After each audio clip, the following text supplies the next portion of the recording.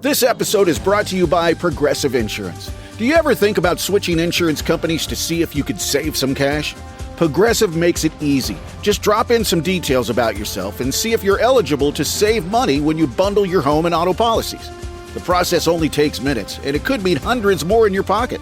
Visit Progressive.com after this episode to see if you could save. Progressive Casualty Insurance Company and Affiliates. Potential savings will vary. Not available in all states. Shout out to Astapro for sponsoring this episode and providing us with free samples. Speaking of free samples, I am honestly so grateful because, as you know, this is allergy season in Texas. I think Texas is one of the worst places to live if you have allergies. I have this tree in my backyard. It is the cottonwood tree. I'm highly allergic to cottonwood, not only myself, but also Travis is, and I believe our children are. And Astapro has come in handy. It's a nasal spray, and it has made such a difference in my seasonal allergies. I feel like I can breathe, and it really helped relieve my symptoms quickly. Astapro is the first of its kind nasal allergy spray. It is the fastest 24-hour over-the-counter allergy spray. It starts working within 30 minutes, while other allergy sprays take an hour. And if you've had allergies, you know that every minute counts. Astapro delivers full prescription strength indoor and outdoor allergy relief from nasal congestion, runny and itchy nose, and sneezing. Get fast-acting nasal allergy symptom relief with Astapro. Go to AstaproAllergy.com for a discount so you can Astapro and go today. ASTEPRO Allergy.com. Astapro and go. Use as directed for relief of nasal congestion, runny nose, sneezing, and itchy nose due to allergies. This podcast is sponsored by BetterHelp. When you want to be a better problem solver, therapy can get you there. Visit BetterHelp.com/weeklydose today and get 10% off your first month. That's BetterHelp, HELP.com/weeklydose. Yay Networks. Hi, I'm Brandi Redmond. I'm Stephanie Holman, and this is your weekly dose of BS. Do y'all remember the show iCarly? Yes! No, I never watched that. Okay, so there was a girl on there. Her name was Jeanette McCurdy, and she also did a show after that called Sam and Cat with Ariana Grande before her music career really took off. Does she have like blonde hair? Yes. Okay, I know who she is. And she just wrote a really explosive book about her time on Nickelodeon. Stop it. What does she say? And I haven't read it. I've just seen interviews and read parts of it. But it was very interesting. So there's this man that she refers to as the creator, which people assume is Dan Schneider, who was Nickelodeon's cup of gold. He produced every great show they had, and talks about how he would give her and the cast alcohol.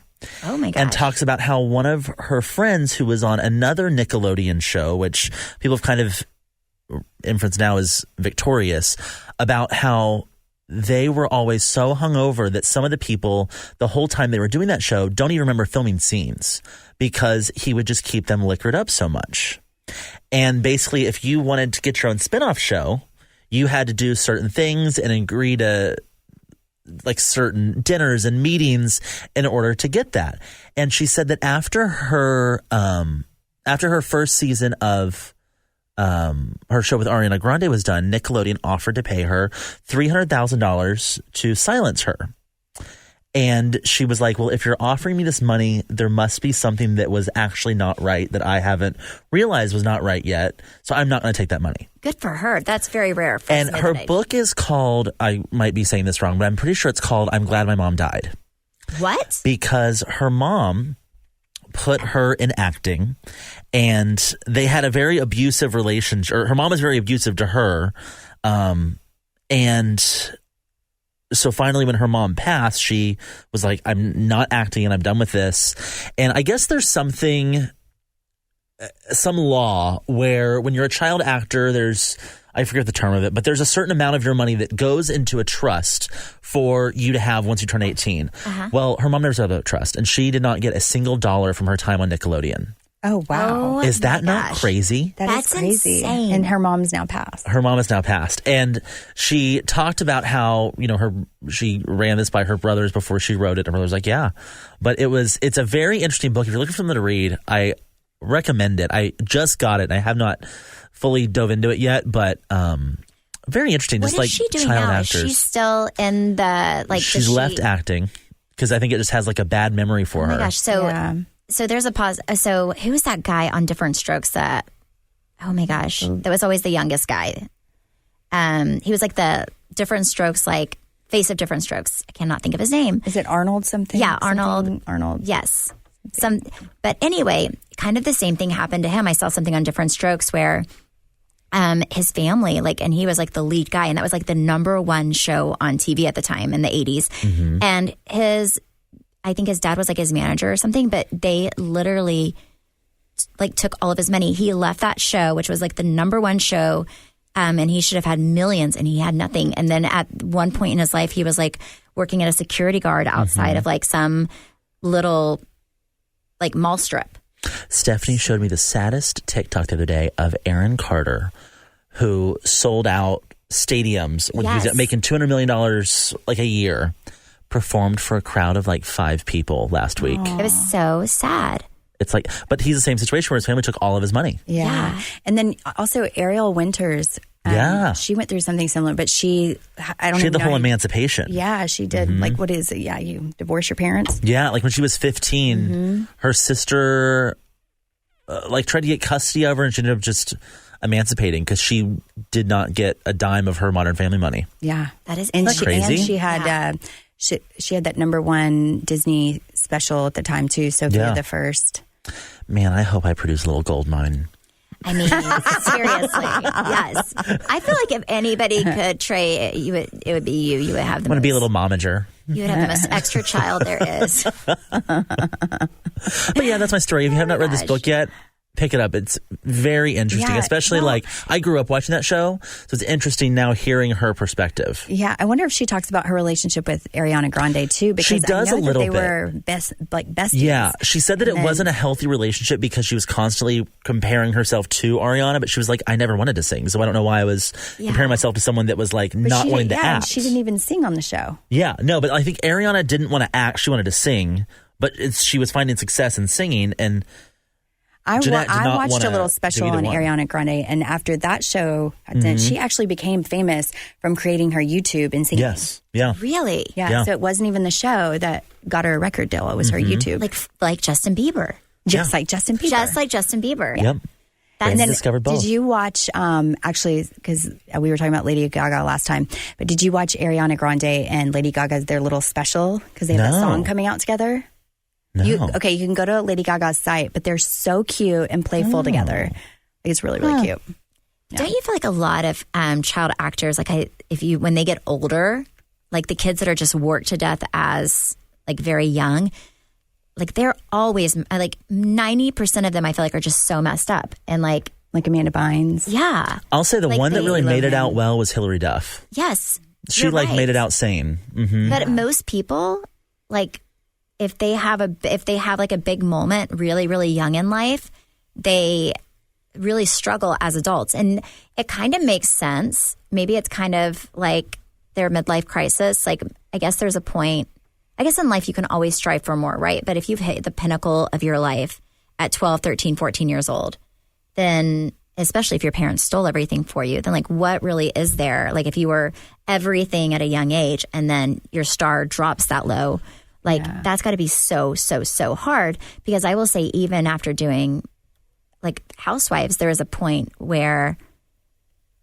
after the show ended where I was like, my identity was a little bit in that moment. And I had to keep reminding myself that I was much more than just a 5-season housewife. I feel like Britney Spears talked about that, about how like when you have to sit at the table and be an adult when you're actually a kid and you have to grow up in that moment and you don't have those key moments of growth just in your adolescence. Later on in life, when you're done with that, that's when you start making your mistakes and everyone gets to scrutinize them more. I saw a little clip of Dance Moms, and I don't think I've ever watched Dance Moms, but it was the lady. She's a horrible human. Whoever the lady is that like runs that, like Abby. But she's like, there's this little girl, adorable, probably 10 years old, in my opinion, not even remotely overweight. But I guess like Abby was like saying that, like telling this, I guess the mom caught this little girl in the bathroom during practice, and she was like crying because her thighs were too big because this Abby lady, like I guess was telling her that like she was the wrong size, she was the wrong look, like she was too big, she was anyways, and the girl couldn't change her body. And the mom, like, as a clip of this mom like letting that Abby girl having it, and Abby was like, well, the mom was like, she can't change the way she looks, this is who she is, like what do you expect her to do? She can't do anything. And then Abby was like, well, I'm not asking her to change it, I'm asking her to camouflage her flaws. And then the mom was like, get your stuff, we're out of here, and took her daughter. And I was like, good for you, because no child should ever be put under that. And I feel like a lot of those child stars, like what you're talking about, like they are criticized like by the way they look, and they have to be this, I'm sure especially in gymnastics that happens a lot. And but like the kids, you know, I guess your body is the way it is. You can't change it. Right. And I feel so bad for these little kids who are put in a position where they're criticized over things they can't even change. Yep. Like, it's crazy. Yeah. Well, I can't believe you just watched that for the first time. I've never watched Strong, but I saw that clip and I was like, and I forget where it was. It was like on TikTok or something. Don't worry, she went to jail, I think, for tax. Really? Tax evasion, yeah. Well, and I saw something where JoJo, whatever. I wish that on nobody, but where that pay your taxes. Where that JoJo Siwa came out and said that she has like permanent hair loss because of that show and that time in her life. Are you sure it's not because she always wore her hair in a slick back No, side? because people said that, and then she went and she was like, no, it's not. It's not. It's because she was like, I would literally pull my hair out because from stress when I was doing that, because it was such a high stress situation. And it was something that no child should be under. And she was like, and she showed like on one side of her head, like there's a patch that she was like, never grew back. I will say, like, I would stress out twice a week when I was a Dallas Cowboys cheerleader, because we would always weigh in. Like, literally, we would be in leotards and we'd weigh in. I don't know if they still do this, but we weigh in, and then we'd also weigh in on game day.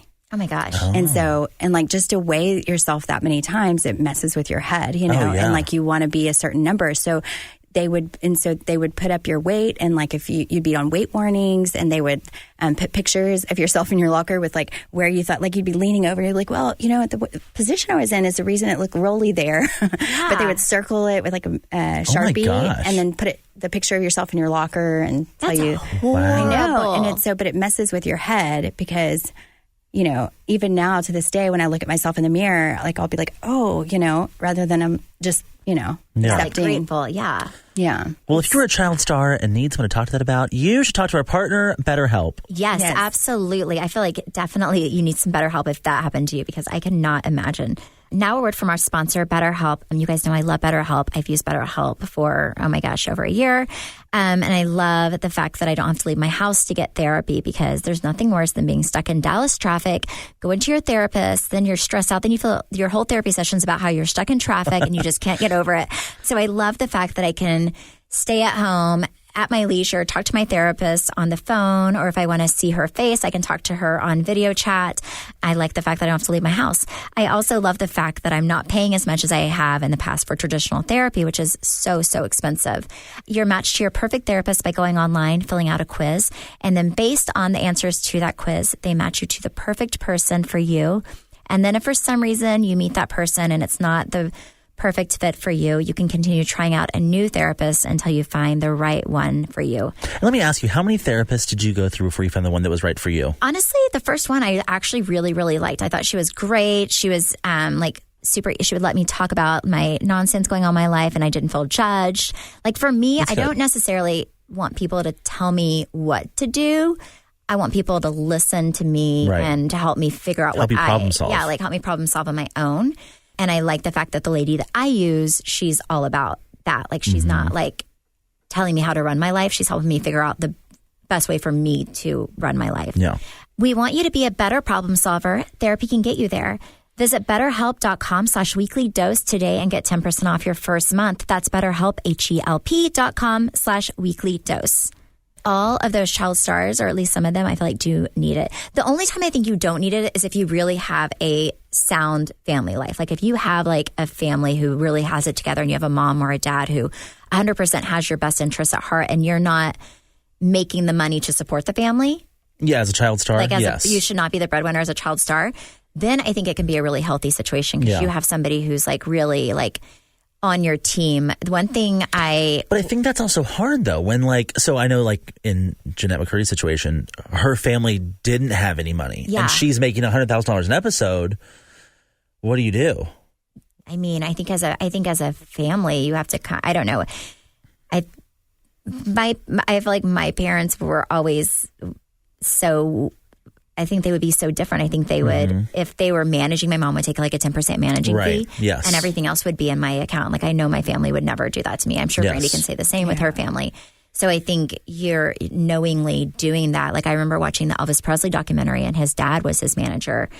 Or his dad was like his, I forget, like over something, like his personal like manager. And his dad made horrible decisions for him. Like he was literally needed to be hospitalized, like passing out in the hallway on so many drugs he couldn't see straight. And like his dad would push him to keep going because he was paying for everything. And and he was the money guy. Hey, you're the workhorse. Speaking of Elvis, there was something posted. I think Perez Hilton posted it, but this woman saying that it's not funny, but that when Elvis died, they found like 45 pounds of poop in him. Really? He died of. Did you see? I wonder how much is in me. I don't know. I feel like I have not gone in a few days, so there could be about 5 or 6 pounds. That makes me feel good about myself. I'm like, yes, 45 pounds of poop. No, but. Did you see the video of him like the last time he was on stage ever? Like he was so bloated and he had gained so much weight. So there could have been 45 pounds of poop in him, I guess. But I know he did die like on the toilet, right? Yes. Like he fell off the toilet. What a way to go. Honestly, if I had to go. Oh, no. Like, the sweet release of poo right before you go. Like I would feel, a little bit better about the situation. Well, I mean, don't you release Sweet release. Don't you release it after you die anyways? I know, but just to feel that 'Cause release and then your soul leaves. When my dog died, it pooped. Oh my gosh, could you imagine finding Stephanie like, oh, she shit herself and then she's gone. That was her final act on Earth. I had been like, the Fart Sisters live on. No, you know what's crazy is, what is her name? I think it starts with an O. Cannot remember it. Shoot. Heather O'Neill or something. Heather something. Anyways, the little girl that played on Poltergeist, she died of some type of intestinal blockage or whatever from not going to the bathroom. Oh. Really? Yes, but what's crazy is Poltergeist, a lot of those people have died in really bizarre ways. Yeah. Huh. Well, that is and I'm not like, a way stay away from we will Poltergeist. go. If I was an actress, I would never do a scary movie. No. Oh, gosh, no. No. Me neither. Well, all right. So I have to tell you, I am thoroughly over your best friend, Lisa Rinna, Stephanie Holman. Oh, my gosh. Why? A lot What of did she do people are wrong this over time? Lisa Rinna right now. She is. I'm not. I just love when Harry Hamlin is just like cutting his flower trees, whatever. And she's just behind him dancing. When's the last time you've watched Beverly Hills? I can't tell you that. Yeah, so Brandi doesn't watch Beverly Hills. It is unbearable. I think I will say I love some Lisa Rinna. Why don't you have a talk with her? I will, because she really probably does not even know who I am. I think she's like that crazy girl that taught me at Andy Cohen's baby shower. But I think the problem with Lisa Rinna on the show is like, she was so lovable in the beginning. What worked for her was like how free-spirited she was and how fun she was and how she let loose. And now I'm telling you, if they just got rid of one of those 4 girls, Yes. they need a little bit of a shakeup because that crew is too tight. Okay, And so that's of what the it is. 4, so we're going to say Kyle, Erica, Dorit, Lisa. Yeah. Which of the 4 do you feel like would make the most impact in a positive way if they were off the show? I don't think they'll ever get rid of Kyle because she was the first person. I don't think so either. Dorit, Lisa, and who else? Erica. I don't think they'll get rid of Erica. I think it's going to be between Dorit and Lisa if they get rid of somebody.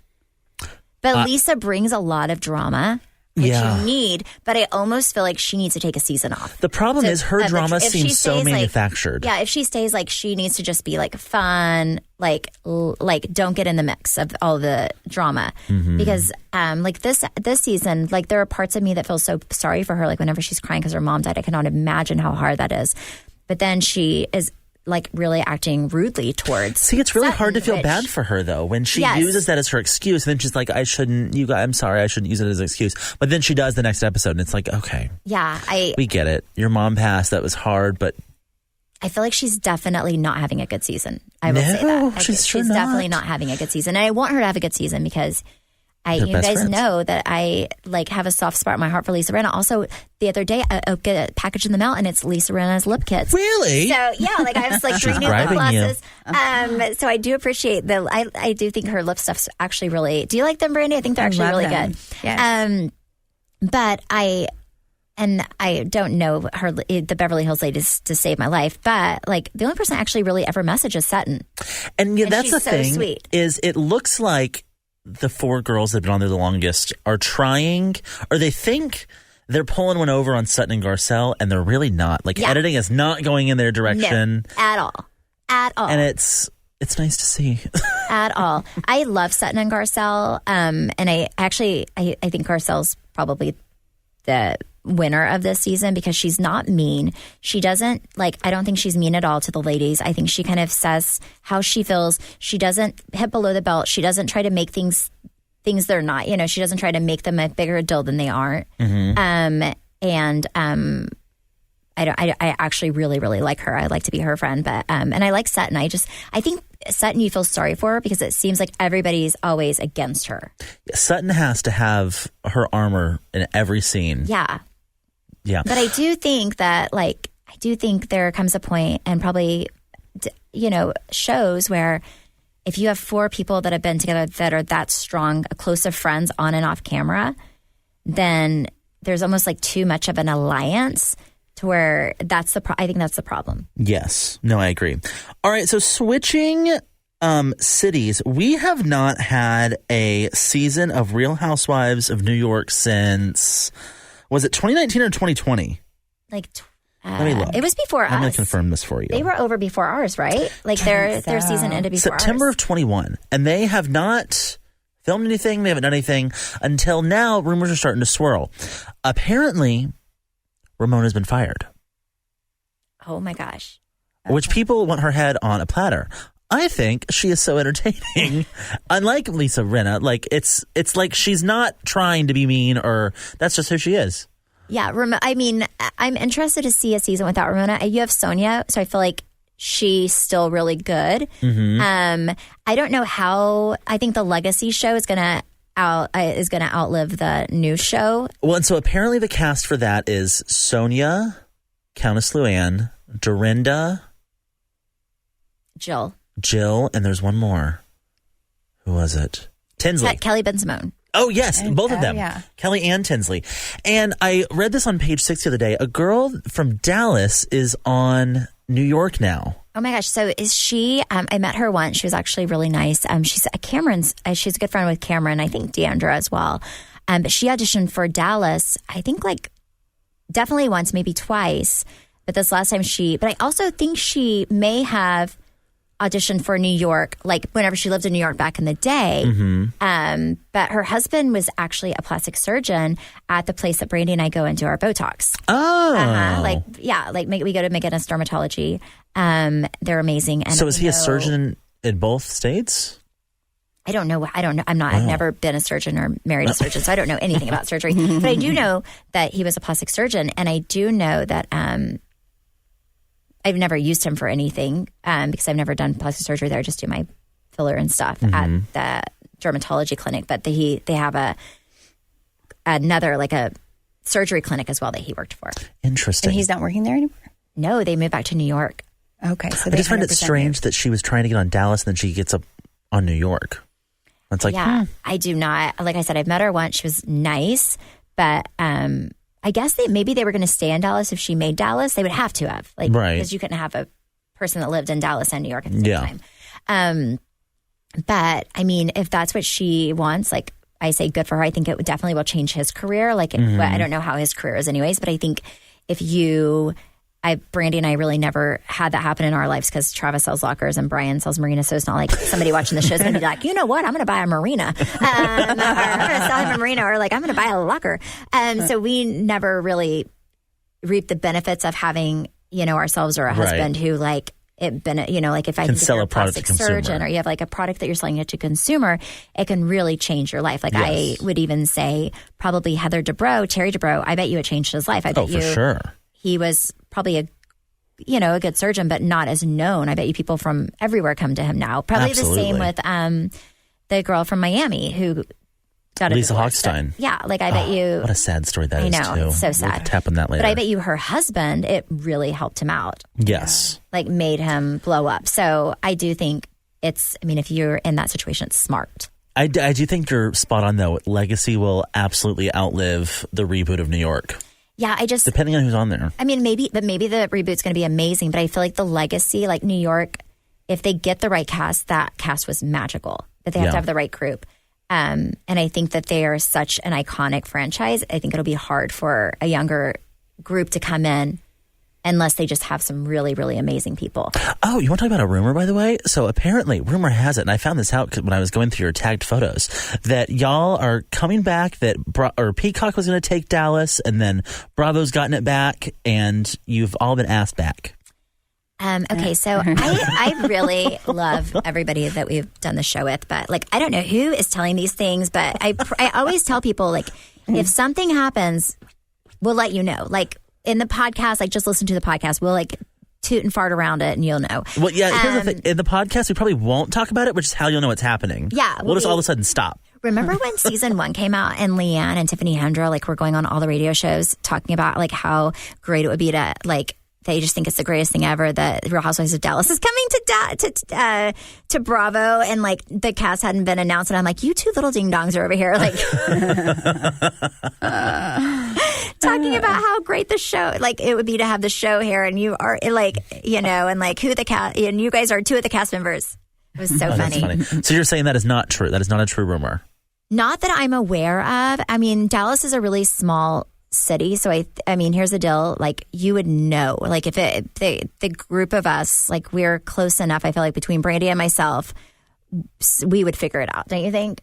I think so. Yeah, absolutely. But like between the two of us, we probably talk to everybody at least some point. Like I don't reach out to people, but if they reach, well, Deandra sent me a text message the other day. I've not responded because it was a great message, and I did not have time to watch the video because I was running around with my kids. So it was about making a peanut butter and jelly sandwich and something about Cameron. I think you were on it too, Brandi, but I'm going to respond to that in like 15 minutes. I have not seen that.